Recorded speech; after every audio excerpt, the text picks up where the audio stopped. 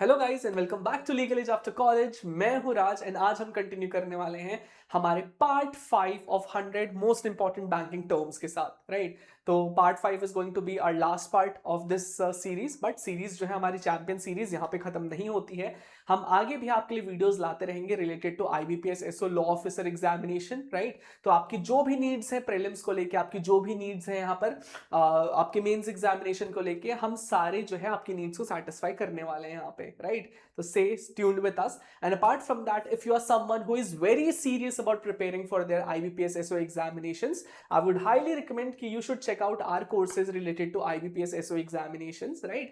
And जो है क्योंकि हम यहाँ पर जो है क्रैश कोर्स भी ऑफर करते हैं, टेस्ट सीरीज भी ऑफर करते हैं, एंड साथ ही साथ यहाँ पर आपको जो है कॉम्प्रिहेंसिव कोर्सेज भी देखने मिलेंगे, जहां पर जो है आप आगे आने वाले जितने भी इंपॉर्टेंट लॉ ऑफिसर एग्जामिनेशंस है, जैसे आरबीआई हो गया, सेबी हो गया, या आपका आईबीपीएस हो गया, एयरपोर्ट अथॉरिटी का एग्जामिनेशन हो गया, उसके लिए एक साथ प्रिपेयर कर सकते हैं, राइट। तो कोई भी इंफॉर्मेशन चाहिए, आपको क्या करना है, आपको बस इस नंबर पे कॉल करना है 6363286363 पर, ठीक है। चलो, बिना किसी फर्दर अडू के हम स्टार्ट करते हैं अपने कॉन्सेप्ट के साथ। तो सबसे पहले हम डील करते हैं कि सिंडिकेट लोन क्या होता है, ठीक है। तो देखो, अब हम रह रहे हैं एक बहुत ही ज्यादा कैपिटलिस्ट सोसाइटी में, राइट। यहां पर अगर आपको लगता है कि भाई बैंक्स के पास पैसा है, तो वी हैव पीपल जिनके पास बैंक से भी ज्यादा पैसा है, राइट। तो अगर मान लो कुछ ऐसे ही लोग होते हैं जिनके पास ऑलरेडी बहुत पैसा है, तो उन्हें किसी प्रोजेक्ट के लिए लोन चाहिए यहाँ पे, जो कि ऑलरेडी एक बहुत ज्यादा ह्यूज अमाउंट है।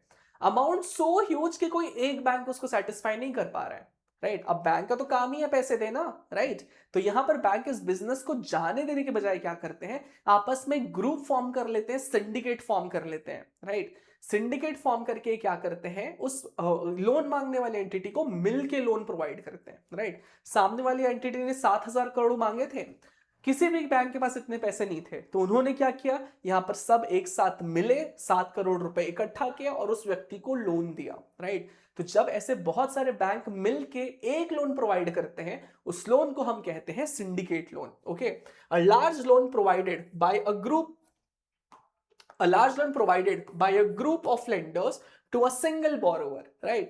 बहुत सारे लेंडर्स, एक बोरोवर, तो लोन क्या हो जाता है आपका, सिंडिकेट लोन हो जाता है, ठीक है। जैसे एग्जांपल के लिए रिलायंस इंडस्ट्री जो है, मान लो उसको 5,000 करोड़ का लोन चाहिए, राइट। तो यहाँ पर 10 बैंक जो है, या जितने भी बैंक है, वो क्या कर रहे हैं, एक सिंडिकेट फॉर्म कर रहे हैं रिलायंस इंडस्ट्रीज को लोन प्रोवाइड करने के लिए, ठीक है। तो ये क्या हो जाता है, आपका सिंडिकेट लोन हो जाता है, ठीक है। Then moving on, you have term loan, okay. Term loan basically क्या होता है, टर्म लोन एक ऐसा लोन होता है जो एक पर्टिकुलर टाइम पीरियड के लिए होता है आपका, ओके। एक लोन जो है ग्रांट होता है एक फिक्स टाइम पीरियड के लिए, ठीक है। आप इसको इंस्टॉलमेंट्स में पेमेंट देते हो, ये क्या होता है, आपका टर्म लोन होता है। मैंने होम लोन लिया, ठीक है, क्या था, 20 साल के अंदर मुझे वापस करना था, ठीक है। तो ये क्या है, मेरा टर्म लोन है, ओके।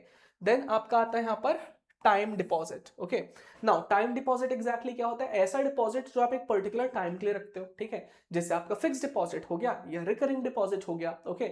सेविंग्स के लिए आपको कोई टाइम लिमिट नहीं रहता, आपको जब तक रखना है रखो, जब तक निकालना है निकाल लो, राइट। लेकिन फिक्स डिपॉजिट क्या होता है, यहाँ पे आपने एफडी किया है अगले 2 साल के लिए, तो वो 2 साल तक एफडी रहेगा वहां पे, ओके। वो क्या हो जाता है आपका टाइम डिपॉजिट, यानी कि आपने डिपॉजिट तो किया है लेकिन एक पर्टिकुलर टाइम पीरियड के लिए किया है यहाँ पे, okay. A deposit kept for a fixed term and generally withdrawable only subject to conditions, okay। उसे हम क्या कहेंगे, टाइम डिपॉजिट। जैसे आपका फिक्स डिपॉजिट हो गया या रिकरिंग डिपॉजिट हो गया, okay. Then moving forward, you have treasury bill, ठीक है। अब ट्रेजरी बिल क्या होता है, बेसिकली ना ट्रेजरी बिल एक टाइप की सिक्योरिटी है। सिक्योरिटी के बारे में हमने पिछले क्लास में पढ़ा था, पिछले पार्ट में पढ़ा था। सिक्योरिटी क्या होती है, एक ऐसा इंस्ट्रूमेंट होता है जिसको कोई भी एंटिटी रेस करती है, इशू करती है पैसे रेस करने के लिए, ठीक है। तो ट्रेजरी बिल भी ना एक टाइप की सिक्योरिटी ही है, जो कि गवर्नमेंट इशू करती है। अभी सिक्योरिटी क्या है, शॉर्ट टर्म की है, राइट, एंड इसको रिडीम किया जा सकता है उसके फेस वैल्यू पे, ऑलराइट। तो ऐसे गवर्नमेंट सिक्योरिटी को हम क्या कहेंगे, ट्रेजरी बिल कहेंगे, ओके। फिर इसके बाद आता है टर्नओवर, ओके। टर्नओवर एग्जैक्टली आपका क्या होता है, बेसिकली एक, अगर मैं किसी भी बिजनेस की बात करूं, कंपनी की बात करूं, एंटिटी की बात करूं, ठीक है, जितने भी बेसिकली जितना भी उनका ट्रांजैक्शन हो रहा है, ठीक है, उनके बिजनेस ट्रांजैक्शन की जितनी भी वैल्यू है, ठीक है, उसके टोटल वैल्यू को हम क्या बोलेंगे, टर्नओवर कहेंगे, okay. Then moving on, you have UPI. ठीक है, यूपीआई के बारे में हम सब जानते हैं। यूपीआई क्या होता है आपका, फुल फॉर्म बहुत ज्यादा इंपॉर्टेंट हो जाता है आपके लिए यहाँ पे। यूपीआई का फुल फॉर्म क्या है यहाँ पे, यूनिफाइड पेमेंट इंटरफेस। ओके, अब यूपीआई एग्जैक्टली क्या है, एक पेमेंट करने का तरीका है। Okay, an instant digital payment system, right. UPI क्या है, एक डिजिटल पेमेंट सिस्टम है जो कि क्या है, इंस्टेंट है। ओके, अब ये क्या ऑर्डर करती है, ये क्या प्रोवाइड करती है, real time bank to bank transfer provide करती है मोबाइल डिवाइसेस के थ्रू। ठीक है, सिंपल से चीजें लिखी, जेनेरिक से चीजें लिखी हुई यहाँ पे। ठीक है, यूपीआई क्या है, एक डिजिटल पेमेंट सिस्टम है जो आप मोबाइल फोन के थ्रू यूज करते हो, राइट। एंड यहाँ से फंड्स ट्रांसफर कर सकते हो डायरेक्टली एक बैंक से दूसरे बैंक तक रियल टाइम में। ओके, जैसे आपकी चेक की बात करूं, चेक में रियल टाइम ट्रांसफर नहीं होता है। मैंने चेक दिया, मैंने चेक बना के दिया, मैंने चेक आपको दिया, आप जो है चेक इशू करवाने के लिए गए। मैंने जब चेक दिया तुरंत आपको थोड़े ना पैसे मिल गए, आपको तो टाइम लगा ना पहुंच के वापस उसको एनकैश कराने में, राइट। यही चीज रियल टाइम नहीं होती है। रियल टाइम क्या होता है, जब मैंने किया तुरंत आपको मिल गया। ठीक है, मैंने फोन पे किया आपको तुरंत मिल गया, राइट। तो ये क्या है, रियल टाइम है, राइट। तो यूपीआई जो है हमेशा रियल टाइम रहता है यहाँ पे। ओके, देन फिर हम आते हैं अनसिक्योर्ड लोन पे। पिछले पार्ट में हमने सिक्योर्ड लोन को देखा था, यानी कि आप जो है एक कोई लोन लेते हो किसी भी व्यक्ति से, किसी भी एंटिटी से, एंड बदले में कोई सिक्योरिटी प्रोवाइड करते हो, कोई कोलैटरल प्रोवाइड करते हो, राइट। ये होता है आपका सिक्योर्ड लोन। अनसिक्योर्ड लोन इसका उल्टा होता है, आपने लोन ले लिया, बदले में ना तो कोई कोलैटरल दिया ना तो कोई सिक्योरिटी दिया, तो ऐसा लोन क्या हो जाता है, अनसिक्योर्ड लोन हो जाता है। यूजुअली अनसिक्योर्ड लोन का ना जो रेट ऑफ इंटरेस्ट है वो थोड़ा हाई रहता है। ओके, चलो देन आपका आता है यूसांस बिल। ठीक है, यूसांस बिल बेसिकली क्या होता है, आपका ऐसा बिल ऑफ एक्सचेंज होता है जो कि ऑन डिमांड पेबल नहीं होता है। ठीक है, ऑन डिमांड पेबल नहीं होता है, कब पेबल होता है, एक स्पेसिफाइड पीरियड के बाद जो है यहां पर ये पेबल माना जाता है। ओके, बिल ऑफ एक्सचेंज क्या होता है, हमने इनिशियल पार्ट में डील किया, पार्ट 1 में डील किया है। ठीक है, बिल ऑफ एक्सचेंज क्या होता है, जब मैं कोई भी इंस्ट्रूमेंट ड्रॉ करता हूं, इंस्ट्रूमेंट के थ्रू मैं ऑर्डर करता हूं एक पर्सन को कि वो दूसरे पर्सन को पैसे पे कर। ठीक है, जैसे मैं यहाँ पर एक इंस्ट्रूमेंट बनाता हूं, उसमें लिखता हूं आई order Shubhra to pay 5,000 rupees to हर्ष। ये बिल मैं उठा के दे देता हूं, ये इंस्ट्रूमेंट उठा के दे देता हूं मैं हर्ष को। अब इस हर्ष क्या करेगा, वो शुभ्रा के पास जाके 5,000 रुपए की पेमेंट मांग सकता है। अब आपका जो बिल है ना वो दो टाइप का हो सकता है, पेमेंट ऑन डिमांड हो सकता है या payment after certain time period हो सकता है, राइट। अगर मैं बिल में लिखता हूं कि भाई ये जो बिल है, आई order Shubhra to pay 5,000 rupees to Harsh on demand, इसका मतलब क्या है, हर्ष जब भी शुभ्रा से जाके पैसे मांगेगा, बिल दिखा के शुभ्रा को पैसे देने पड़ेंगे, राइट। वो होता है ऑन डिमांड। लेकिन अगर वो कोई टाइम पीरियड का रहता है, अगर मैं यहाँ पर ये लिख दूं कि Harsh I order Shubhra to pay 5,000 rupees to Harsh after 3 months, तो यहां पर मैंने एक टाइम स्पेसिफाई कर दिया, मैंने टाइम स्पेसिफाई कर दिया। ठीक है, तो वो क्या हो गया, आपका जो बिल ऑफ एक्सचेंज यहां पर जो पेएबल है एक सर्टेन टाइम पीरियड के बाद, ऐसा बिल ऑफ एक्सचेंज आपका क्या कहलाएगा, यूसांस बिल कहलाएगा। Okay, then moving forward we have variable interest rate. ठीक है, अब वेरिएबल इंटरेस्ट रेट क्या होता है, बेसिकली ऐसा इंटरेस्ट रेट जो फिक्स्ड नहीं रहता है। ठीक है, जो चेंज किया जा सकता है, जो चेंज हो सकता है, और इसका चेंज डिपेंड करता है किसी और पर्टिकुलर किसी और पर्टिकुलर रेट पे, किसी और पर्टिकुलर रेशियो पे। ठीक है, तो ये होता है आपका वेरिएबल इंटरेस्ट रेट। ये क्या होता है, interest rate that can change over time according to the benchmark और पॉलिसी लिंक्ड फॉर्मूला। ठीक है, तो अगर मान लो आपका कोई भी रेट ऑफ इंटरेस्ट है जो फिक्स नहीं है, आपने कमर्शियल बैंक से पैसे लिए हैं, लेकिन कमर्शियल बैंक ने आपको क्या बोला, भाई मैं आपको यहाँ पर जो है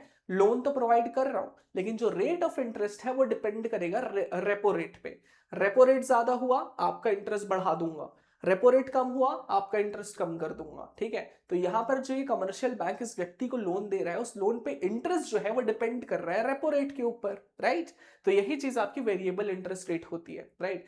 यहां पर जो इंटरेस्ट रेट है वो वेरिएबल है, वो डिपेंड कर रही है किसी एक्सटर्नल फैक्टर पे, किसी और चीज पे, तो ऐसे इंटरेस्ट रेट को मैं क्या बोलूंगा, वेरिएबल बोलूंगा। ठीक है, देन इसके बाद आता है आपका वॉल्ट कैश। ओके, अब वॉल्ट कैश एग्जैक्टली क्या होता है कि एक बैंक अपनी डे टू डे नीड को सेटिस्फाई करने के लिए जितना पैसा अपने पास रखता है उसे क्या कहते हैं, वॉल्ट कैश कहते हैं, राइट। आपने देखा होगा कि हर दिन आपके घर के पास कोई बैंक होता होगा, तो उसमें एकदम हाई सिक्योरिटी वाली गाड़ी आती है, बड़ी बड़ी पेटियां उठा के लाती है, एंड देन उसको अंदर ले जाते हैं। तो बेसिकली क्या है, कैश रहता है जो बैंक अपने यहाँ डे टू डे बेसिस पे मेंटेन करता है, ताकि भाई अगर कोई जो है अगर अपना डिपॉजिट क्लेम करने आए, बेसिकली जो है पैसे विड्रॉ करना है, तो उनको वो दे सके। ठीक है, तो वो कैश जो कि बैंक मेंटेन करके रखता है अपनी डे टू डे नीड्स को सेटिस्फाई करने के लिए, वो कैश क्या होता है, आपका वॉल्ट कैश होता है। ठीक है, चलो।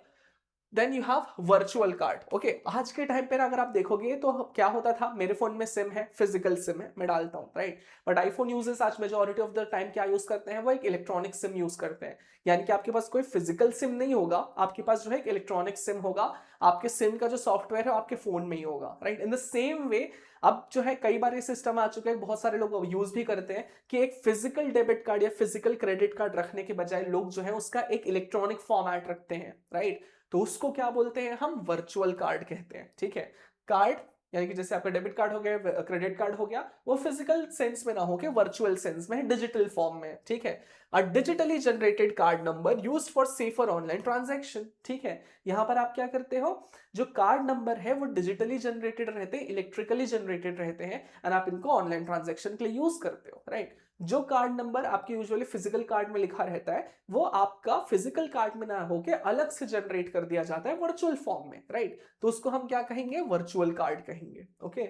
Then moving on, you have working capital. Okay, now working capital basically क्या होता है कि किसी भी बैंक को या किसी भी एंटिटी को डे टू डे वर्क करने के लिए, day to day needs fill करने के लिए जो है, जो भी फंड रिक्वायरमेंट होती है, ठीक है, जैसे कि रॉ मटेरियल प्रोक्योर करने के लिए, लोगों की जो है वेजेस पे करने के लिए, या छोटे शॉर्ट टर्म एक्सपेंसेस उठाने के लिए, राइट। तो ऐसे इस फंड्स को जो कि हमें नीड है, उस फंड्स को हम क्या कहेंगे, वर्किंग कैपिटल कहेंगे, ओके। फिर इसके बाद आता है आपका विलफुल डिफॉल्टर, ठीक है। डिफॉल्टर बेसिकली कौन पर्सन होता है, जिसने किसी एक व्यक्ति से लोन लिया था, अब वो चुका नहीं पा रहा है, right.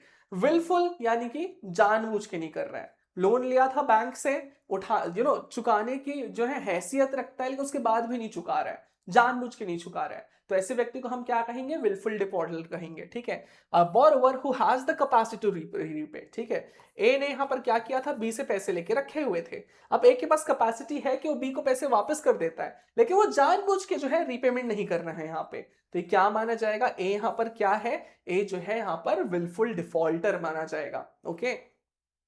Then moving forward, you have wholesale banking, ठीक है। अब होलसेल बैंकिंग एग्जैक्टली होती क्या है, banking services mainly offered to large corporate customers, institutions and governments, ठीक है। यानी कि जो बैंकिंग सर्विसेज ऑफर करते हैं बैंक्स, किनको, लार्ज कंपनीज को ऑफर करते हैं, गवर्नमेंट को ऑफर करते हैं, या इंस्टीट्यूशंस को ऑफर करते हैं। अब क्यों क्यों डिफरेंट हो जाता है, बिकॉज देखो आज जो बैंकिंग सर्विस मुझे ऑफर हो रही है ना, क्या ही नीड हो सकती है, मैं बैंक सेविंग अकाउंट बनवाऊंगा, रिकरिंग डिपॉजिट बनवाऊंगा, फिक्स डिपॉजिट बनवाऊंगा, ज्यादा से ज्यादा चेक लेके जाऊंगा और क्या करूंगा, पैसे निकाल लूंगा, रेट उससे ज्यादा कोई नीड नहीं हो सकती है। But when you talk about huge institutions, ठीक है, जिन्हें हजारों हजारों लोगों को पेमेंट प्रोवाइड करनी है, ठीक है, जो है डे टू डे बेसिस पे जो है 100 अलग अलग दूसरी कंपनी से ट्रांजेक्शन करना है, ऑक्शन करना है, बिडिंग करनी है, राइट। तो इनके लिए तो भाई वो सेम जो नीड्स बैंक मेरी सेटिस्फाई करता है उतनी सर्विसेज से तो इनका काम नहीं चलेगा, राइट। उनको तो अलग सर्विसेज चाहिए, राइट। तो उन्हें ही हम क्या कहते हैं, होलसेल बैंकिंग कहते हैं। होलसेल बैंकिंग क्या है, ऐसी बैंकिंग सर्विसेज जो मेनली ऑफर की जाती हैं कॉर्पोरेट कस्टमर्स को, इंस्टीट्यूशंस को एंड गवर्नमेंट्स को, क्योंकि इनका साइज जो है वो बड़ा है, इनकी नीड्स अलग है as compared to a layman individual, okay. Then moving on, you have XIRR, ठीक है। XIRR का फुल फॉर्म याद रखना, इसका फुल फॉर्म होता है extended internal rate of return, ठीक है। ये यूज होता है to calculate returns when cash flow occurs on irregular dates, ठीक है। यानी कि अगर मान लो कोई भी कंपनी है, कोई भी बैंक है, कोई भी एंटिटी है, ठीक है, इसका कैश फ्लो जो हो रहा है, जो कैश आने की बात हो रही है, जो भी कैश आ रहा है वो इरेगुलर डेट्स पे आ रहा है, ठीक है। इन द सेंस एक दिन है 10 करोड़ आया, दूसरे दिन जो है सिर्फ 50 लाख आया, तीसरे दिन जो है 10,000 रुपए आया, ठीक है। तो कैश फ्लो को प्रॉपरली जो है कवर करने के लिए, कैलकुलेट करने के लिए, ठीक है, जो आप पैमाना यूज करते हो वो होता है आपका extended internal rate of return, ठीक है। अगेन फुल फॉर्म इंपॉर्टेंट है, फुल फॉर्म याद रख लेना, ठीक है। फिर इसके बाद आपका आता है XML बेस्ड पेमेंट मैसेजिंग, ठीक है। अब XML बेस्ड जो है आपके पेमेंट मैसेजिंग क्या होती है, ये ना बेसिकली आपका एक स्ट्रक्चर्ड डिजिटल मैसेज होता है, मैसेज फॉर्मेट होता है, जो आप मॉडर्न फाइनेंशियल सिस्टम में यूज करते हो अपने कम्युनिकेशन को स्टैंडर्डाइज करने के लिए, ठीक है। अगर मान लो यहां पर मैं बात करता हूं किसी भी एक पर्टिकुलर कंपनी की, एक बैंक की, राइट, अगर वो जो सिस्टम जो टर्मिनोलॉजीज यूज करते हैं वो कंप्लीटली डिफरेंट है from the terminologies that is used by the other bank, right. Eventually लोगों बैंक्स को कनेक्ट करना होता ही है, राइट। फॉर एग्जांपल बैंक ए का एक जो है कस्टमर था, अकाउंट होल्डर था, वो एक जो है बैंक बी के पर्सन को चेक दे देता है, राइट। तो अब जो है बैंक बी वाला पर्सन जो है जो बैंक बी का कस्टमर है वो कहाँ जाएगा, बैंक बी ही तो जाएगा ना, राइट। तो ऐसे में ना बैंक्स का आपस में कोऑर्डिनेशन होना बहुत ज्यादा इंपॉर्टेंट हो जाता है, राइट। तो यही चीज जो होती है आपकी एक्सएमएल बेस्ड पेमेंट मैसेजिंग होती है, राइट। यानी कि कम्युनिकेशन के लिए ना बैंक्स आपस में क्या करके रखे हुए हैं, एक स्टैंडर्ड कम्युनिकेशन को स्टैंडर्डाइज करने के लिए ना एक स्ट्रक्चर्ड डिजिटल मैसेज का फॉर्मेट जो है फॉलो करते हैं, और उसी स्ट्रक्चर्ड मैसेज फॉर्मेट को आप क्या कहते हो, XML based payment messaging, right. Communicate करना है स्ट्रक्चर्ड वे में करेंगे, स्ट्रक्चर्ड वे क्या होगा, एक्सएमएल होगा, सिंपल इज दैट, ठीक है। ये हो गया आपका। Then coming to yield. Okay, yield क्या होता है बेसिकली, अगर मान लो आपने जो है कोई भी चीज इन्वेस्टमेंट की है, ठीक है, कहीं पे भी इन्वेस्टमेंट की है, उस इन्वेस्टमेंट के करने के बाद आपको जितना फायदा होगा ना उसको आप क्या बोलोगे, यील्ड बोलोगे, राइट। इन्वेस्टमेंट करने पे जो भी आपने रिटर्न अर्न की है उसको आप क्या कहोगे, यील्ड कहोगे, okay. Usually expressed as a percentage, usually आप परसेंटेज के तौर पे एक्सप्रेस करते हो कि भाई यहां पर जो है मैंने 100 रुपए लगाए थे, मुझे 200 रुपए मिल गए। तो क्या हो गया, यहां पर मैं उसको बताऊंगा कि भाई मेरे यील्ड जो थी ना 100% की थी, जितने लगाए उतने मिल गए, 100% की थी।